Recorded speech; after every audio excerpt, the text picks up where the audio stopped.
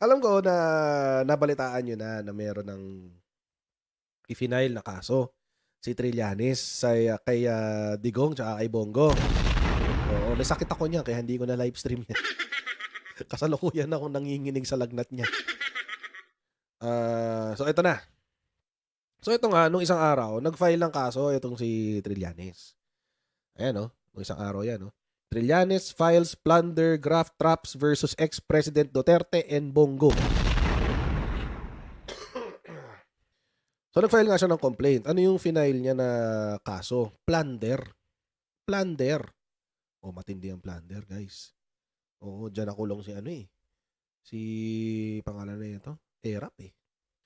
Kapag ikaw daw ay nakinabang ng 50 million o mahigit sa mga government dealings, ill-gotten wealth yan. Ill-gotten wealth of 50 million or more from government funds through corrupt acts in combination with family or associates.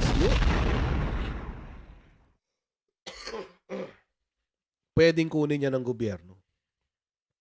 At life in prison. Ayan, no?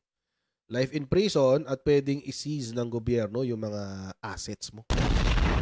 Matindi yan. Matindi yung plunder, guys. So I'm sure alam niyo na to, nabalitaan niyo na to.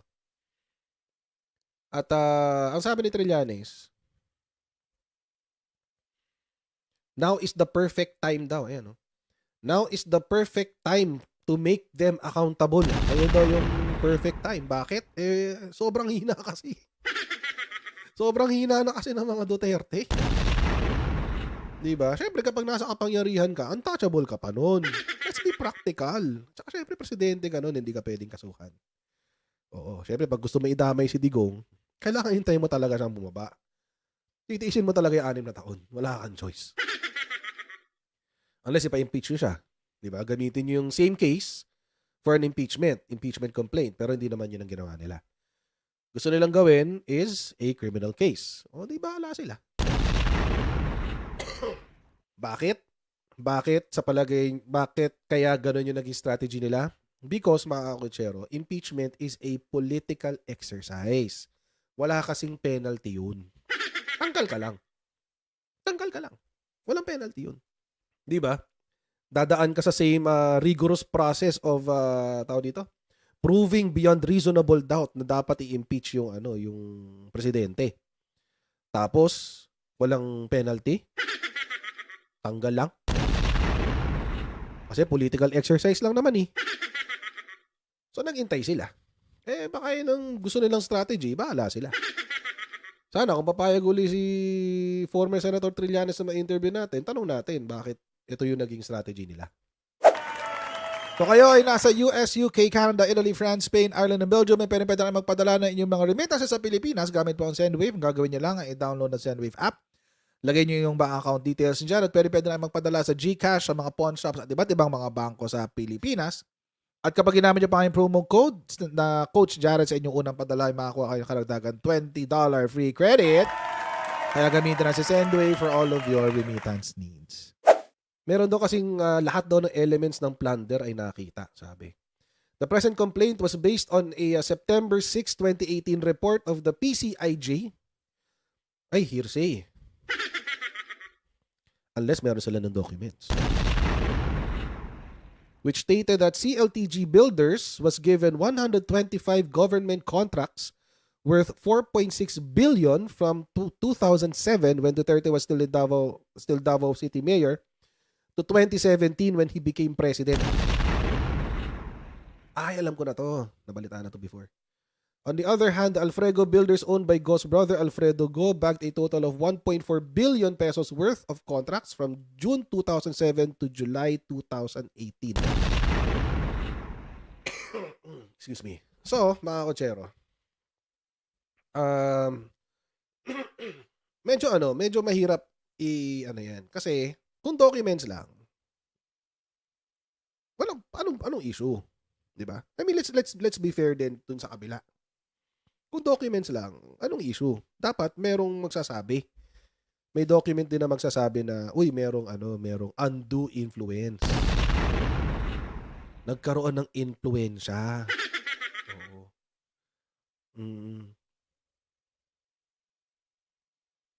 Merong impluwensya. All the elements of plunder are clearly present in this case. Mr. Go and Duterte used his position, authority, and influence to corner billions worth of government projects in favor of his father and brother, thus unduly enriching himself, unjust enrichment, and the members of his immediate family. Kapag na-convict siya dyan, balik lahat yan. The evidence presented in the complaint is compelling and warrants a plunder charge. Mabigat yan. Tsaka, ano yan, life in prison ka na, may permanent disqualification ka pa. Bigat yan. Pero, etong sagot nga ni Bongo. Ayan, buti kinoment ni Ju. Comment ni Bongo, Trillanes tamad. Bongo naman. Anong sagot yan? Trillanes tamad. Pero syempre may context yan. Hinanap ko yung video kung saan niya sinabi yan. Ito yon. Sa interview yun ng dito. Sa totoo lang. Sa One News. Ito yon. Panoorin natin. Po, sa unang pagkakataon, magsasalita na itong panauhin natin ngayong gabi tungkol doon sa filing ng kaso ni Senator Antonio Trillanes na nangyari kanina. Kasi sinampahan niya ng kaso sina former President Duterte and kasama dyan si Senator Bongo. So, pinalad po tayo. Unang-unang pagkakataon, makakausap natin dito sa totoo lang, si Senator Bongo. Senator, magandang gabi po sa inyo. Magandang gabi po, Ma'am Mase at Ma'am Chiki, Sir Joey. Hi po. At sa mga Good kababayan evening, nating nakikinig, magandang gabi po sa inyo lahat. Sir, una sa lahat, thank you for joining us this evening. Pero ibibigay po namin sa inyo yung pagkakataon para ipaliwanag, ibigay po yung inyong reaksyon dun sa pagsasampa ng kaso ni Senator Trillanes saying na yun daw nangyaring business doon sa Davao years ago, napaboran yung inyong tatay at yung inyong kapatid. Unang-una po, mula pa po ako sa pagiging senador. Siguro wala pa ako sa mundong ito. May negosyo na po ang pamilya ko. Okay. Meron po akong half-brother.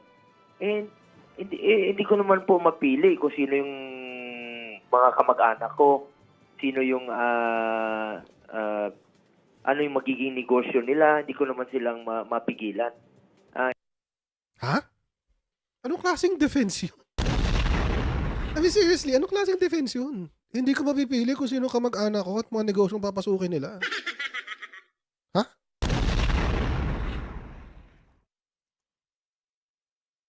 Anong pakin namin kung wala ka pa sa mundo, nagne-negosyo na yung pamilya nyo? Wala naman dun yung usapan. Hindi naman ang issue is kung kayo nagnegosyo pa nung unang panahon. Hindi rin yung tanong eh. Hindi rin issue kung kayo ay may negosyo o wala. Kami, may negosyo kami. May government project ba kami? Wala. May government project ba kami? Wala. Oh. Di ba? Anong connect? You should have addressed the question, Senator Bongo. Alam niyo, itong mga binabatikos ko, kung napapanood lang nila yung mga video, kung matututo sila sa akin eh. kung tatanggapin lang nila yung mga yung papanoorin lang nila to objectively with their open minds and open hearts, matututo sila sa akin. kasi nabibigyan ko sila ng tip aksidente. Di ba, hindi na kailangan naming sagot sa'yo.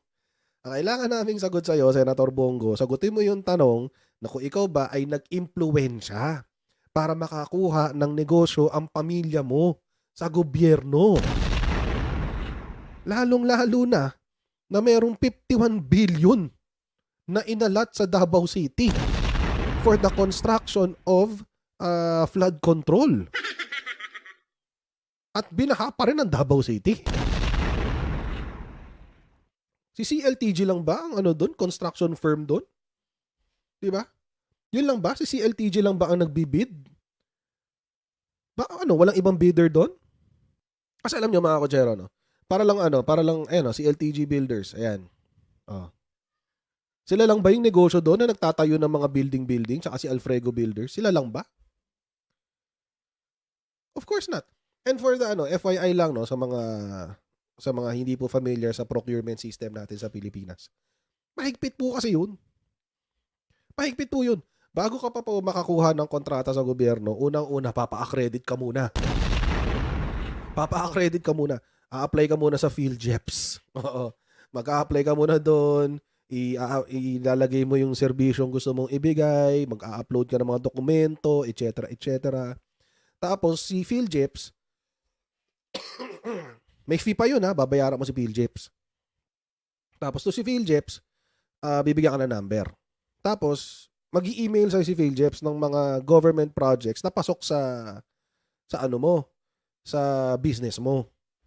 Ngayon, kung may interesado ka, magkagawa ka ng proposal. Mga kotsero, sa proposal pa lang, ang hirap. At least yung mga mga na-experience kong ginawa akong proposal before. 5 pages yun. Yung template. 5 pages yung template. Pero, yung isasubmit namin sa gobyerno, ilang mga box ng folder. Bakit? Kasi, kailangan mo ipakita doon sa government agency na kaya mong gawin yung project.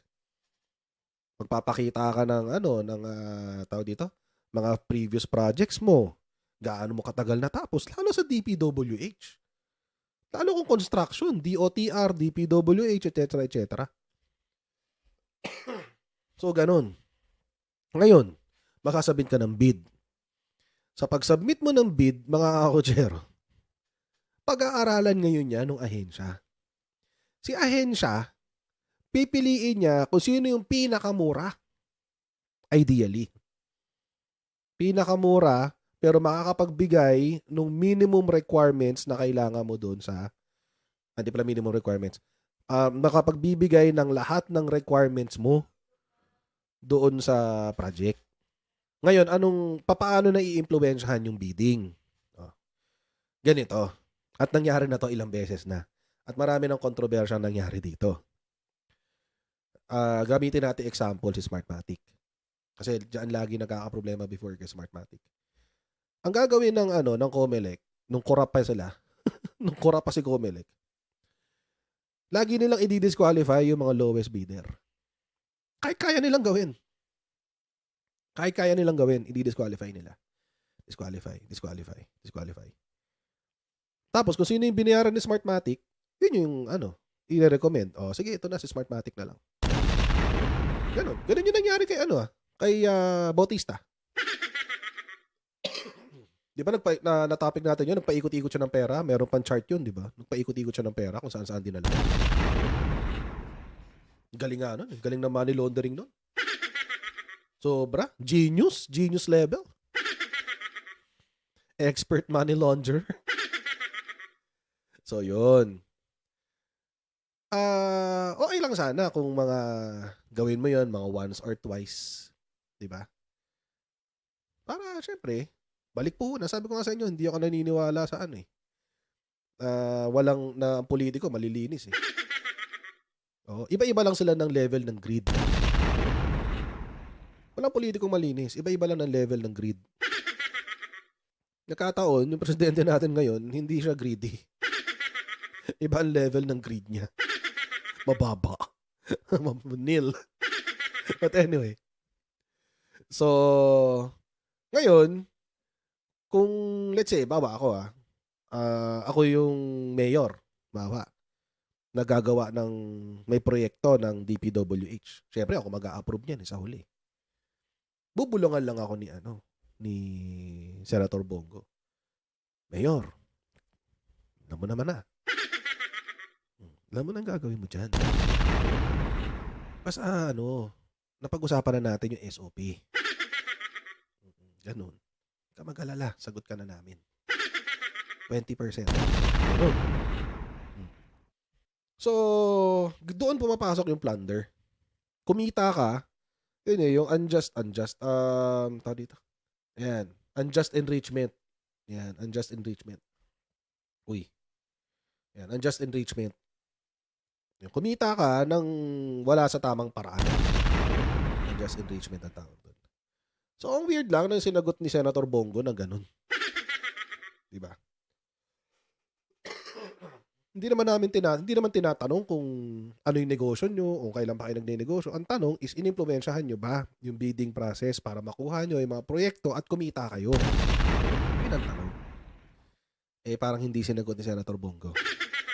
Tuloy natin. Importante po, nakinabang ba ako? Nag-impluensya pa po ba ako? Wala.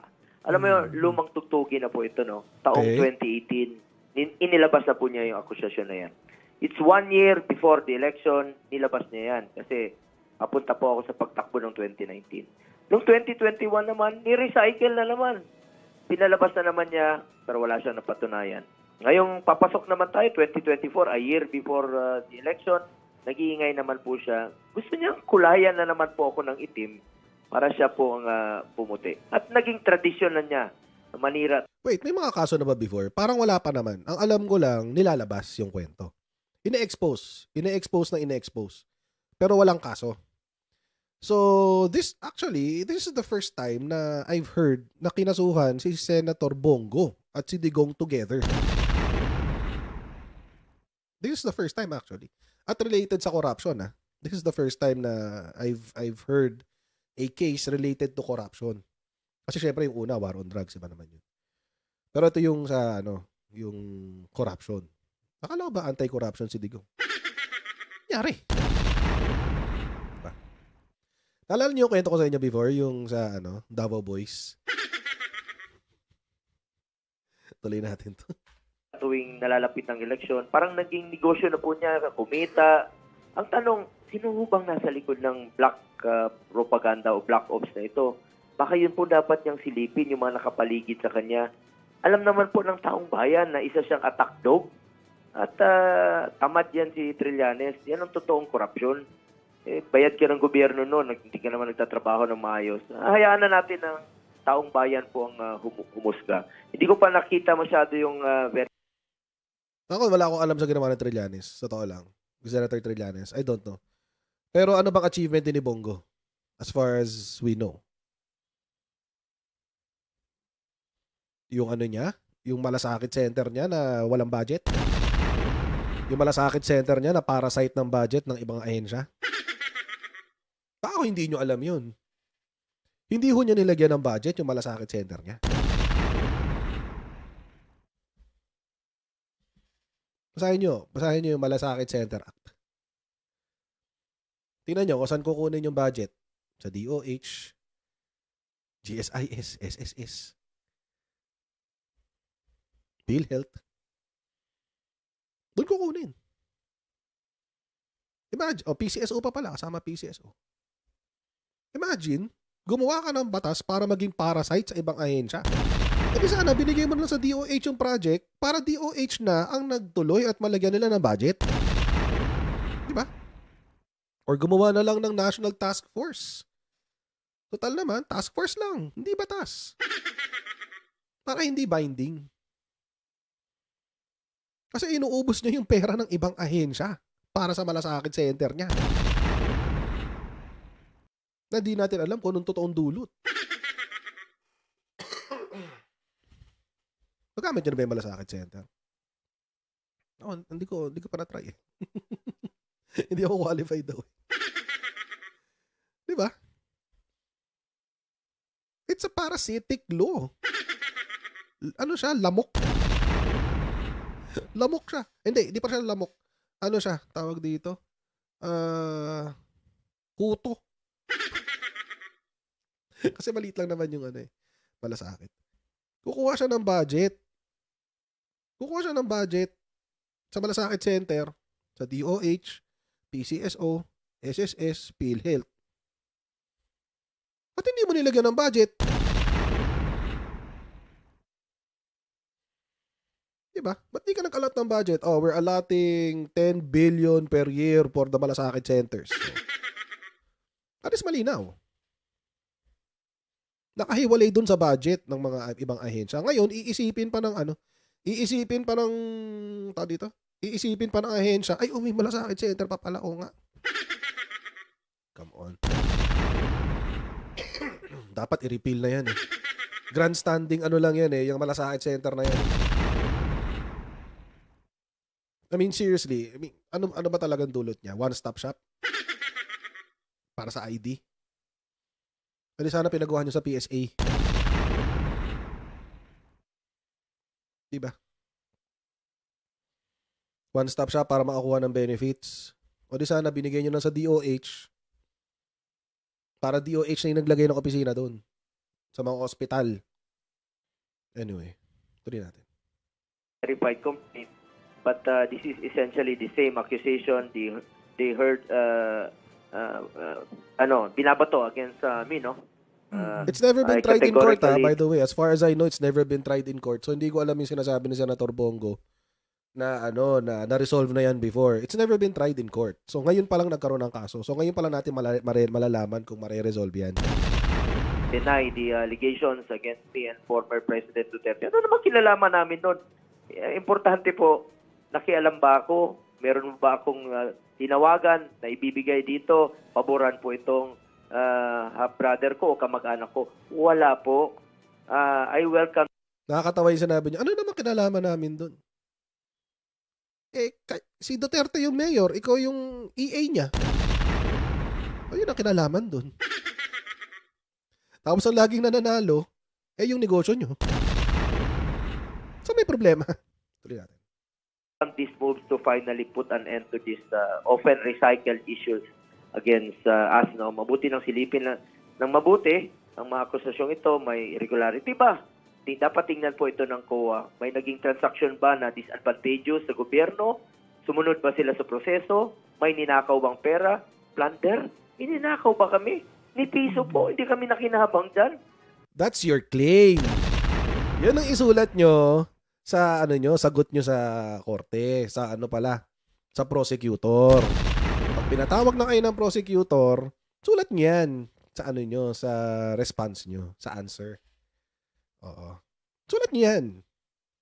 That's your claim. Pero don't push it to us. Huwag niyo po itulak sa amin yan, Senator Bongo, as truth. Because up until today, hindi pa po yan dumaan sa korte. Ngayon pa lang, O di maganda, daan na sa korte. Para magkaalaman na, di ba? Sabi mo rin naman yung kanina. Wala kaming ninakaw at hindi kami corrupt. Unang-una ay observe delikadesa. Sa totoo Wow. lang po, mayor pa po si Wow. Taas na yung bangko natin, ha? Taas na yung bangko natin, guys. Hoy, ako may delikadesa ako.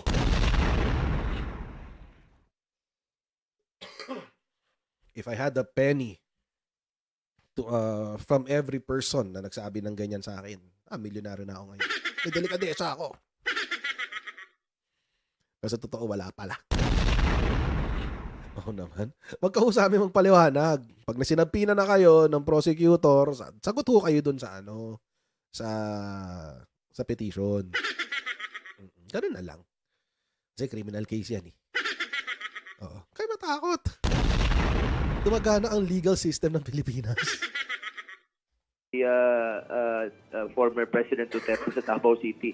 Hindi po makatungtong ng City Hall yung mga kamag-anak ko kasi ayaw ko. That's Sabi your ko, claim. Pag tumungtong kayo rito, I will resign. Kwento mo yan. Nung naging presidente siya, hindi rin po sila nakatungtong doon. Hindi man lang sila makalapit sa akin. At Kwento mo hindi ko sila yan. papayagan kahit kailan. Kaya parati ko sinasabi sa hearings, pag ginagamit yung pangalan ko, ginagamit ang pangalan namin ni dating Pangulong Duterte, please consider it denied. Huwag niyo pong pansinin. Huwag niyo Ha? Ulit? Ano ulit? Pag nabanggit ang pangalan yung dalawa ni Digong, consider it denied? Why? Who died and made you Lady Justice? Ha? Ano ka mo? Bakit? We'll just take your word for it? Ha? Ano kayo? Pinagpala ng Pinagpala sa lalaking lahat? At lahat ng sinasabi nyo, totoo? Anong consider it denied? Hindi, sumagot kayo sa korte. Huwag kayo magpalusot sa media. sa hearings, pag ginagamit yung pangalan ko, ginagamit ang pangalan namin ni dating Pangulong Duterte, please consider it denied. Huwag niyo pong pansinin, huwag niyong bigyan ng pabor dahil ayaw po namin. And Dahil ayaw nyo, so what if ayaw nyo?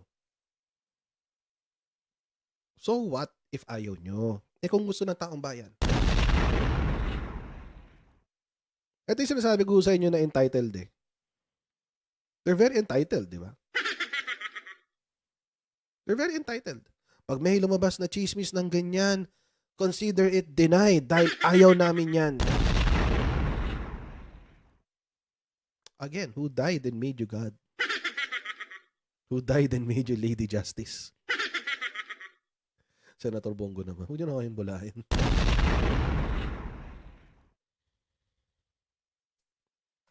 Serve delicate. Sagutin niyo na lang ho yung kaso. Para masaya. Kasi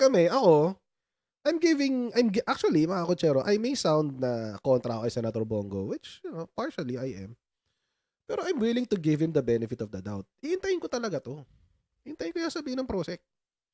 Hintayin natin yung sabihin ng DOJ kapag inangat yan sa DOJ. Let's say na-dismiss. Tapos nagpa-review, nag-petition for review. Inaalala nyo data yung kay Kibuloy. Diba? Dinismiss ng Prosec ng Davao City. Tapos, iniakit sa petition for review. Tinambak ng 7 years. Sa DOJ. Tapos, nung binuksan uli yung review, ay, nakita ka na probable cause. Oy, nang rape nga sa Kibuloy. Ayun ang sabi. Yun yung allegation ng rape daw Actually, hindi lang ng rape ng bata. Maling sound. But anyway. Hindi pwede. Let the legal process, let the justice system take its course. Hindi pwedeng consider it denied. What the hell? Senador lang po kayo, sir. Hindi po kayo Diyos. Kadesa, ever since. So, malinis po ang aking konsensya. Ako po isang probinsyano lamang, katulad ni dating Pangulong Duterte. Pangalan. Anong kinalaman ng pagiging probinsyano mo, Senator Bong? Ano to? Ano to? Gaslighting ba to? Ano to? Gusto nila maging friends ni pangalan niya? Ni probinsyano. Gusto niya maging friends no? Paawa ka? Pa-victim? lang po namin ang aming puhunan sa mundong ito. Ako, hindi po ako politiko, but malinis ang aking konsensya mo. Hindi po ako politiko. Huy, senador ho kayo. You're as political as it gets. Sen, baka nakakalimutan nyo, senador kayo. You're as political as it gets. Politikong-politiko ho kayo. As in, swak na swak. Mula noon hanggang ngayon, I observe delikadesa po, lalong-lalo na po dito sa gobyerno. Tanungin nyo na lang po ang ibang mga kasamahan ko sa gobyerno. Eh di dalhin mo yan sa court. Di ba, kumuha ka na witness statements. Dalhin mo sa court. Ang haba ng interview nyo, 8 minutes. Naka 4 minutes pa lang tayo. Kanina pa tayo rumerebat. Ganon, di po ako corrupt at hindi ako papayag na gagamitin po ang aking pangalan sa any government transaction na makikinabang po ang aking pamilya. Hindi po ako papayag na gagamitin ang pangalan ko. Pag ginamit ang pangalan ko, parati kong sinasabi, deny yan, huwag niyong paboran. Lalong-lalo na po nung panahon pa na nasa Malacanang pa po si dating Pangulong So you claim. Duterte. That's your Pero, claim. sir, ano ba yung nakikita ninyong motibo o yung nag-udyok dito kay Senator Trillanes to file the case? Kasi sabi nyo, matagal ng issue to Kaya nga po, lumang tugtugin, recycled issue. Gusto niya pong sirain na naman po kami. Parang pinapalabas niya na nakinabang kami. Hindi po kami magnanakaw. Hindi po kami corrupt. At ni piso, hindi po kami nakinabang dyan. sa Kung may korte mo nagninegosyo sagutin. tayong kamag-anak, I'm sure marami dyan sa mga opisyales rin po. May mga kamag-anak na nagninegosyo. Ibig sabihin, kasama na sila. Kung meron Sorry ka, ikaw yung nahuli. Diba, nandamay pa ng iba no? Hindi lang naman ako yung politikong may negosyo. Okay, wala problema. Sorry, ikaw yung nahuli. So ganun pala yun. So kailangan sirain na natin ang gobyerno. Kasi lahat kayo corrupt. Diba? Nako, sir. May interview kaya natin si Senator Bongo. Sana may interview natin sa amin. Diba? Sana may interview natin. Kapatid, may anak o may asawa ka na nagninegosyo sa gobyerno, nakinabang ka na. Ako po, hindi po ako nakikinabang dyan at hindi po makalapit yung mga kamag-anak ko. Tatay ko o half-brother ko, takot po yan, di yan makalapit sa akin. That's your claim. So sa ngayon, wala pa sigurong pinaplanong action po, no? Or too early pa? Tama po ba? Hintayin nyo complete. Sasagutin po natin ito. Nag-file na po siya ng kaso. Sasagutin po natin ito. It's up po for COA to check kung meron bang disadvantageous to the government, may lugi ba ang gobyerno. Ang tanong dyan is, Wait. So, umamin siya. kaso, sasagutin po natin ito. It's up po for COA to check kung meron bang disadvantageous to the government, may lugi ba ang gobyerno. No, so, umamin siya. Nakakuha nga ng project yung pamilya niya. Ang tanong na lang niya, excuse me, ang tanong na lang niya is, was it disadvantageous to the government? Kasi hindi lang yun ang element eh. Hindi lang yun ang element pagdating sa plunder. Nandiyan din yung exerting of undue influence. So, umamin siya na nakakakuha nga yung pamilya niya ng projects. Ito, sabi lang niya. Oh, less talk talaga, less mistakes. Less talk, less mistake. Ng kaso, sasagutin po natin ito. It's up po for COA to check kung meron bang disadvantageous to the government, No, may it doesn't lugi ba apply. ang gobyerno. No. It doesn't apply. Iba pa yun. Disadvantageous to the government. Ang pag-uusapan natin dito yung unjust enrichment. Yung kumita ka ng hindi sa tamang paraan. Yun ang pag-uusapan dyan. Hindi yung kontrata. Yung kontrata, gagawa niyan gobyerno eh. Di ba? Tsaka hindi lang si COA ang sasagot dyan. Si COA, si DBM, etc. Marami ahensya ang sasagot dyan. Pati si DSWD, maglalabas din yan ng dokumento niya, etc. Lahat yan. Lahat yan, lalabas ang dokumento. Ako, I'm still giving Senator Bongo the benefit of the doubt. Let's see. Wala pa namang hearing eh. Pero, Ang tanong dyan is, meron ba ho kaming impluensyang ginawa ni dating Pangulong Duterte para mapaboran po ang kamag-anak ko? Wala po. Alam ng taong that's bayan your claim. yan, nung panahon, 6 years po siya naging Pangulo. Hindi po kami nakikialam. Lalong-lalo na po Yung pag government transaction po. paano yung Never. mayor niya? Sir, nakausap nyo na po ba si PRRD tungkol dito? And ano po yung nasabi niya tungkol dito sa sinampang kaso ni Senator Trillanes? At nabanggit ko po ito sa kanya. Sabi ko, dati na po yung lumang tugtugin na nga yan. Sabi ko, recycle issue, rehash issue, panahon ng eleksyon, eto na naman po. Ginagamit siya. I'm sure, meron pong nasa likod nito. Meron na naman pong nag-uudyok, meron pong gumagawa ng paraan na pinturahan na naman kami ng dumi. Wala silang makitang akusasyon sa amin. Wala silang makitang Wala. dumi. Pinturahan na naman kami ng dumi. Wala Para talaga. magmukha na naman silang malinis. Ako Final answer na yan, Senator Bongo. Wala talaga. Ako, sige. Kalimutan si Parmali. po, trabaho lang po ako. Hindi po ako tamad.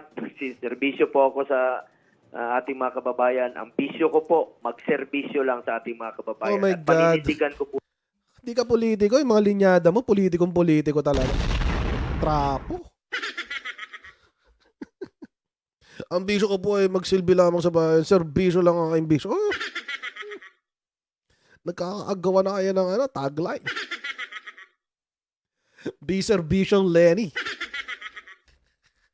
Adik sa serbisyo. Isip. Hayop. Po yan na walang masasayang na oras. Magtatrabaho po ako para sa Pilipino. Pero sabihin mong corrupt, hindi po kami corrupt. Never po. Di sagutin mo Senator, yung charge. since nasabi naman po ninyo na nakausap nyo na or at least nagkaroon kayo ng komunikasyon with the former president, makikibalita na ako kung ano ba talaga ang final na tungkol sa inyong doon sa kumalat na or sa sinabi ng kanyang anak na tatakbo siya or hindi sa susunod na halalan for senator. Ayoko na pong magbigay ng komento tungkol dyan. Decision po ng pamilya yan. No? At karapatan po ng bawat Pilipino na tumakbo Kung sino man po, no? Kung meron pong tatakbo sa mga Duterte, welcome po yun. Karagdagan po yun. Sabi nga ni Senator Bato, mas masaya po. May mga kasama kami. Dahil sa ngayon, kukonti lang po kami. The more, the merrier po kung sakasakaling marami pang tatakbo po. This is democracy. At bigyan po natin ng karapatan ng taong bayan na mamili naman po kung sinong gusto nilang manungkulan pagdating po ng 2025. Hayaan natin ang taong bayan ng humusga sa kung sinong pipiliin nila. Alright. Nako, Senator Bongo, marami pong salamat for Yun. So, syempre, that's expected of Senator Bongo. Di-deny niya talaga yan. Expected na yan. I did not expect anything less. Yun nga lang, I was expecting a more cohesive na mas maayos bang sagot. Kasi hindi eh. Ano siya eh, it's, alam niyo yung knee-jerk reaction. Yung parang, nag-react lang kasi na bigla. Kasi lumabas na yung issue, kailangan mag-react. O, yun. Tapos parang biglaan yung sagot. Parang hindi pinagplanuhan. Parang walang, parang ganun dating sa akin eh. Ewan ko lang. Pero hindi pa tapos dito si Trillanes. Nag-file ng plunder. Di ba? Meron pa siyang bago. May bago.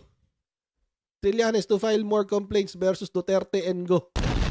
Kaya balita kanina yan. Ano sabi? We are preparing complaints so they should wait and it seems like others will also file complaints against them. Tapos, ano yung kaso? Yung sa Freegate, naalala niyo to? Yung bumili sa Korea, si DND bumili sa Korea ng 2 Freegate. Tapos, nung pinag-uusapan yung dokumento, may post-it. May nakasulat sa post-it from Bongo.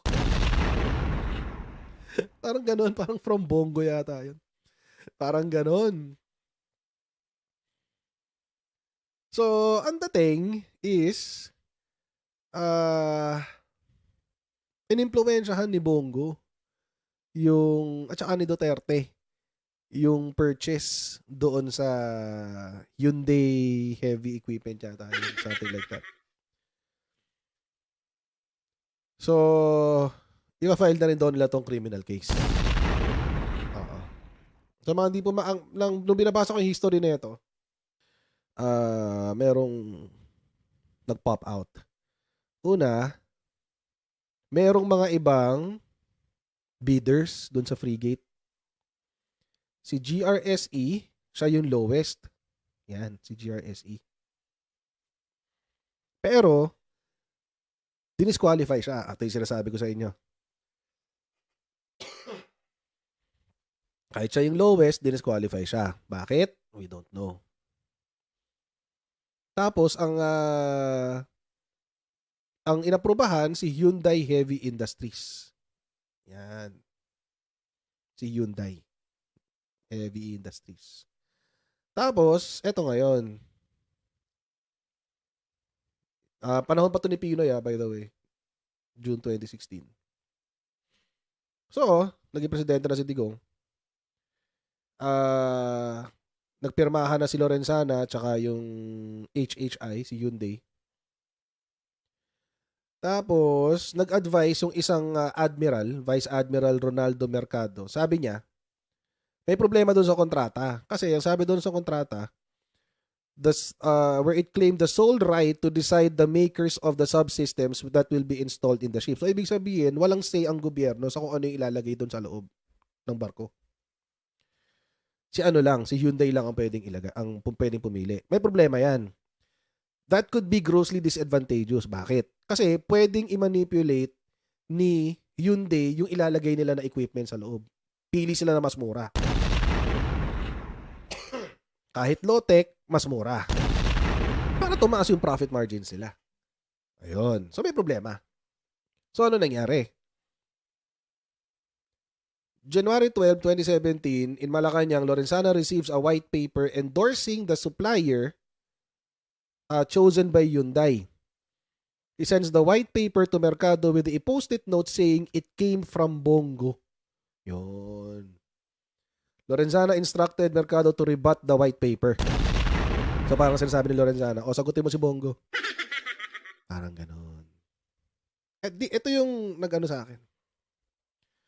Undersecretary Christopher Lau, who works at GOS office, writes the Navy officer in charge of the frigates project to invite him to a January 20 meeting in Malacanang to discuss the CMS selection. Nung nabasa ko to, may tanong agad ako. Bakit nandyan si Lau? Kasi mga kotsero, kung nakalimutan nyo si Lau, siya yung may problema sa Parmali.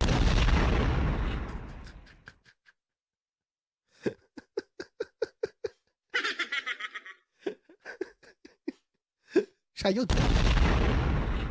Walang iba. Siya yun. Walang iba. Walang iba. Siya yun. So, what's the connection? We don't know.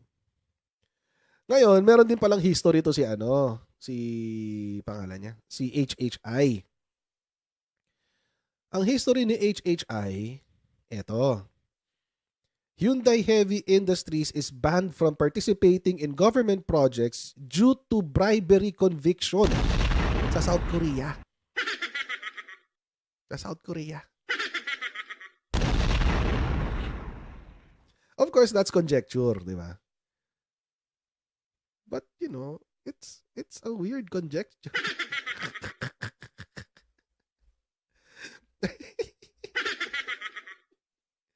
It's a weird conjecture. Tapos, ito pa. Controversy over the frigates project erupt as documents obtained by the media show GO's intervention in the selection of the CMS. Lorenzana says he has forgotten about the white paper and claims he only wrongfully assumed that it came from GO. Ba't mo sinulat sa post-it na galing kay Bongo kung nagkamali ka lang? Imagine, DND secretary nagkakamali sa post-it. Grabe.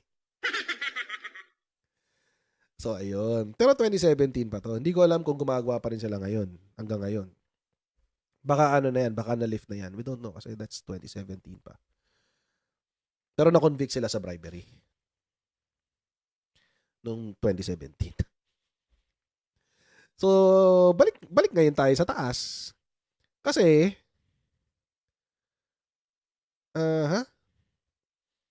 nung panahon na nilalabanan ni Mercado yung pagbili dun sa frigates, dahil nga daw hindi makakapili ang Philippine Navy ng kanilang CMS, tinanggal nila si Mercado. Tinanggal siya for insubordination. Wow. Wow. So when it rains, it pours. So yun yung issue niyan, yung sa frigate. Paano kayang mangyayari nito, no? Paano kaya mangyayari nito? Hindi natin alam. Pero so far, ipa-file pa lang to. Baka mamayang umaga kasi July 8 na eh. So baka mamaya yan. We don't know yet. Or baka nag-gather pa sila ng ebidensya, what have you. Na-close na yung deal. Yeah, of course, I know. But that's the spirit behind plunder. You cannot negotiate you cannot plunder an open contract or a negotiated contract. You cannot plunder that. Bakit? Pinag-uusapan nyo pa eh. Wala pa kayong meeting of the minds. Ganun. Wala pa eh. So, we don't know kung anong kalalabasan nito. Pero sana magtuloy-tuloy sa korte. Not for anything else. No? I'm not against, nagluluha talaga mata ko. I'm not against Senator Bongo. And I'm serious. It's just it's because kung kung may kailangan imbestigahan, o di imbestigahan. Tapos, patunayan nyo yung tama kayo sa korte. Kasi, ilang taon na ang kinakasuhan sa partido ng Duterte. Pero walang nakakarating sa korte. Hanggang ngayon, nagtatago pa rin. Lalo lang lumalaki yung suspecha ng taong bayan na baka nga rigged ang justice system sa Pilipinas in favor of the Dutertes. Okay, maraming pong salamat sa inyong patuloy na pagsuporta sa ating channel. Please don't forget to like, share, and subscribe sa Coach Jared YouTube channel at sa ating pong Facebook page, Jared Pulido ang pangalan. At mag-follow, sumali na rin kayo sa ating Facebook group, Tambayan ng mga Kotseros ang pangalan. And I'll see you in the next Coach Jared Live, guys. Alright, bye everyone. See you next time. Bye!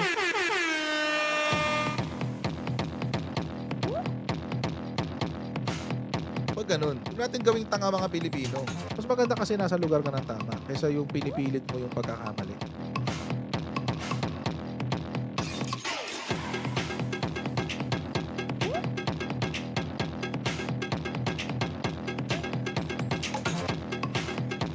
Are they willing to go that far? Hindi makakalimutan ng Pilipino yan hanggat di nasasagot niya. Sino ngayon nagsasabi ng totoo?